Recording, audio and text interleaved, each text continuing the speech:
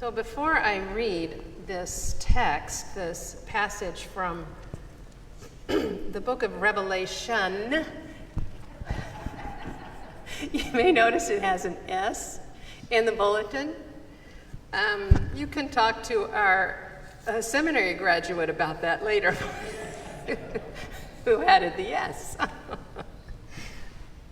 Oh, life is fun. So a few words about this passage. Excuse me. This is, what I'm going to read is the climax of the book called Revelation. It is the account of a person's vision from the ancient Mediterranean world. Now, this person's worldview included the belief that the earth was flat, right? With a dome over it, and beyond that dome are the vaults of heaven, and beyond that, that's surrounded by the upper seas, water. Then under the land, that flat land, was a land called Sheol, the underland, the underworld. And the land is held up by the pillars of earth, like a pier at the ocean side. And then under that is the great deep, more water. So the whole thing is surrounded by water. I hope that's not anybody's current view of the cosmos. I'm just saying. The writer of Revelation was as sure that it was all surrounded by water as we are sure there's just not enough of it these days in the western United States. I mention the worldview not to disparage the writing, but to remind us, we're delving into a text from a very different self-understanding and worldview. Then on top of that, it's a social, political commentary. That's right. And that requires understanding of the social, political context. My subjectivity, the lens through which I interpret this text, includes a worldview that knows that the universe is still expanding, a Christology, a belief about Jesus that affirms universal salvation, and that belief is not universal, and a social political view that is informed by the teachings of Jesus.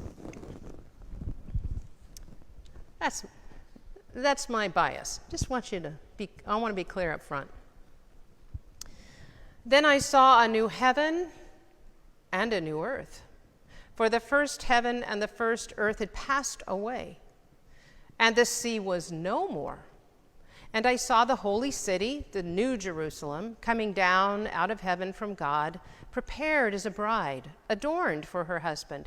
And I heard a loud voice from the throne saying, "See, the home of God is among people. God will dwell with them as their God. They will be God's own people, and God will be with them. God will wipe every tear from their eyes. Death will be no more, mourning and crying and pain will be no more, for the first things have passed away." And the one who was seated on the throne said, "See, I am making all things new." Also he said, "Write this, for these words are trustworthy and true." Then he said to me, "It is done. I am the Alpha and the Omega, the beginning and the end. To the thirsty I will give water as a gift from the spring of the water of life. Those who conquer will inherit these things, and I will be their God, and they will be my children. But as for the cowardly, the faithless, the polluted, the murderers, the fornicators, the sorcerers, the idolaters, and all liars, their place will be in the lake that burns with fire and sulfur, which is the second death." What a happy thought. Yes, this is a really nice part. We often read at services, memorial services and funeral, because it's very comforting. We leave off that last bit because, well, it's not terribly comforting, is it? It's been said before, I think it bears repeating, that the book of Revelation has made a lot of money for the fearmongers of the faith. Fatalistic, fictionalized fabrications of Armageddon. It's been used as a tactic to scare and shame, exclude, eliminate. What all those interpretations fail to recognize is that the writing was meant in part as present-day commentary of the world as it was being experienced by the early Christians in Rome. Not all Christians, was meant for this particular community, a people who were experiencing persecution and martyrdom. It was written in the crucible of a community under siege. Communities under siege often find alternative language to disguise a deeper meaning. Revelation is written in a sort of code that would be clear to those living at the time under the thumb of Roman oppression. Early Christians were committing treason in the eyes of the government by worshiping another god. They didn't worship Caesar. They worshiped God. They worshiped Jesus. The Jewish community, they had some problems with that too as part of the Roman Empire. But intermittently, they'd get a pass because they had political alliances, which were not always solid. Early Christians lacked connections. They're this new upstart religious sect. They developed ways of communicating so as to not draw attention to themselves, to keep themselves safe. Like the fish. You all have seen the fish, right? The ubiquitous fish now, seen in Christian bookstores, on bumper stickers, necklaces, business cards, trucks, all kinds of places. And it wasn't the proclamation then that it is today, look at me, I'm a Christian. It was meant, and it was a means of ensuring that the person you met on the street was safe, had your back, wouldn't turn you in or turn on you. It wasn't meant to draw attention to oneself. The book of Revelation was meant not as a warning to the so-called unbeliever, because they're not the intended audience. The intended audience were those being persecuted. It was meant to encourage them, to give them hope, to share a sense of solidarity. The book is written in a sort of code, not to be deciphered to predict some unknown future. It's written in code to conceal things from the oppressor. For instance, the beast is not a demon or the devil. The beast, most likely, was Nero. You remember Nero. Nero had this redevelopment project in mind, and he needed to displace some people out of a neighborhood, wanted to gentrify it, and there was a fire. Did he start it and fiddle away, as the mythology tells us? Who knows? Who knows? But he didn't miss this opportunity to scapegoat a group of people, which he did. He used the catastrophe to his advantage, and he made sure that those troublesome, treasonous Christians were blamed and scapegoated. So that's just one of any number of elements in the book that are hidden to us if we do not know the social, political context. So if this is the case, why is this book in the Bible?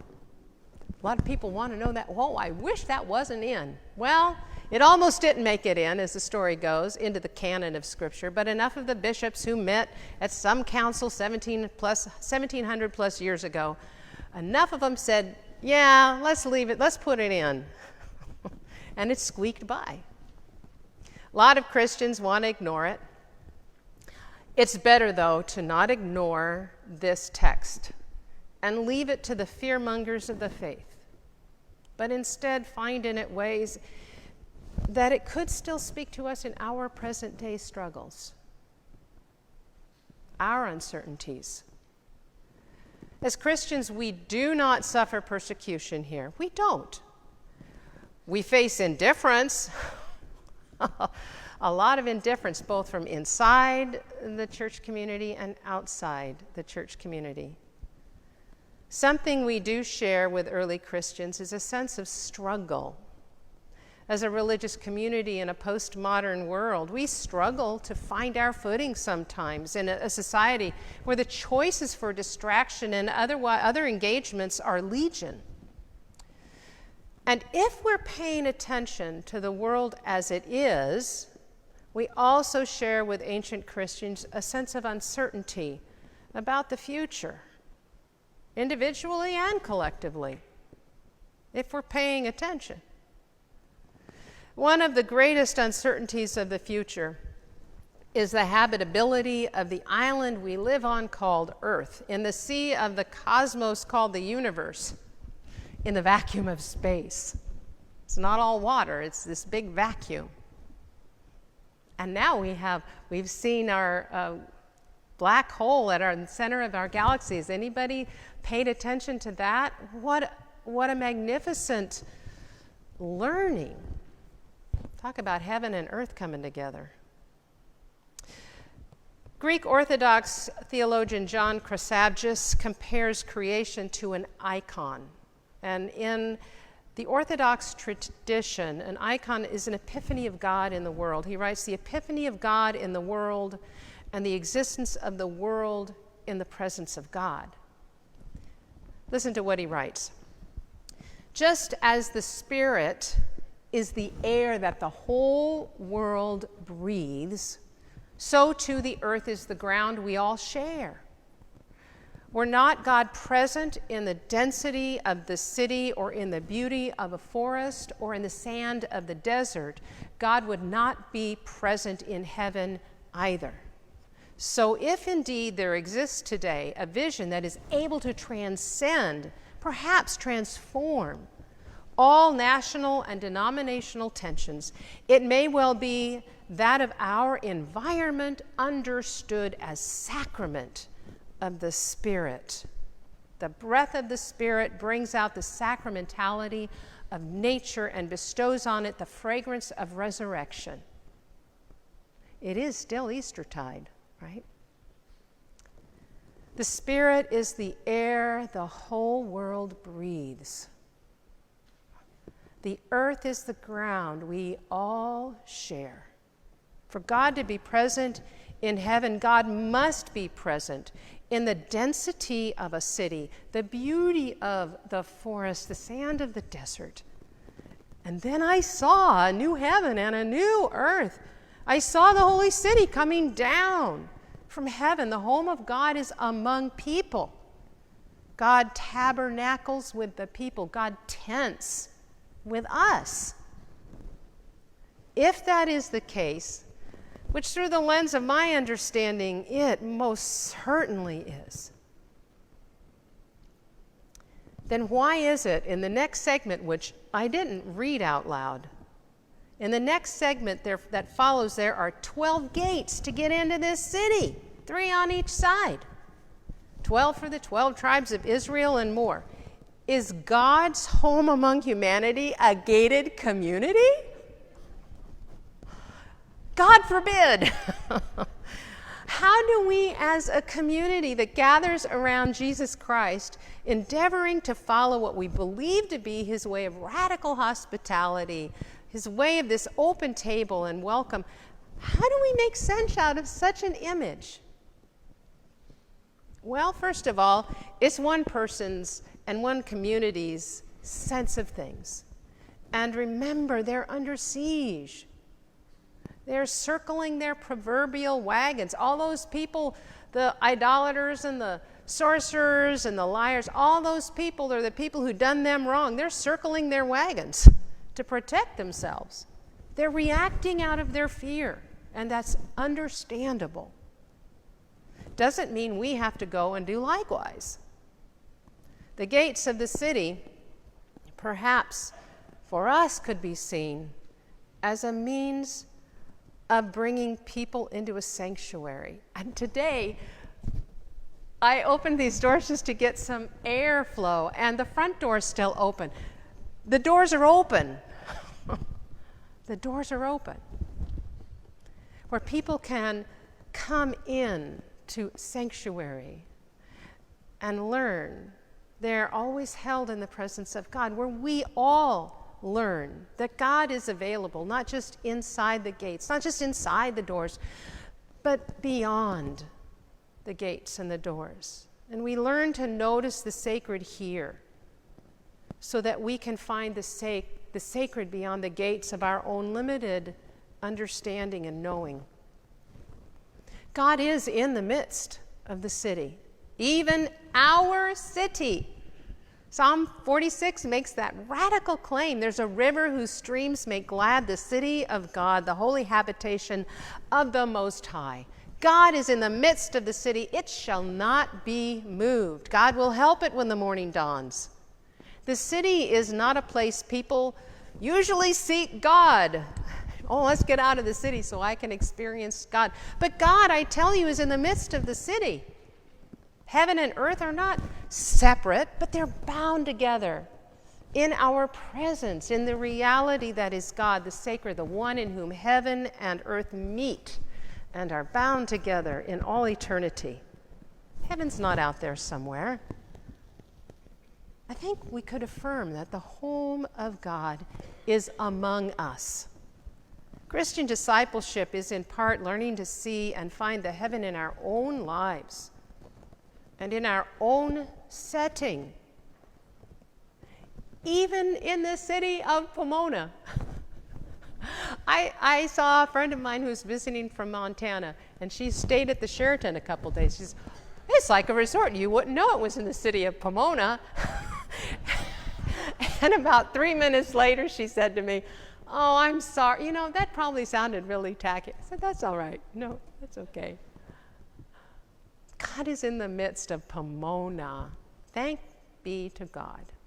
Heaven is being unhidden here every single day, if we will open the eyes of our hearts and look. So why wait? Why wait to experience the glory of heaven in the afterlife? It's going to come, but why wait when hints of heaven and the habitation of God are among us and all the people of the earth? I think it's worth practicing in the here and now. The city is beautiful because God is in the midst of the city, tenting among us, God within us, and us within God.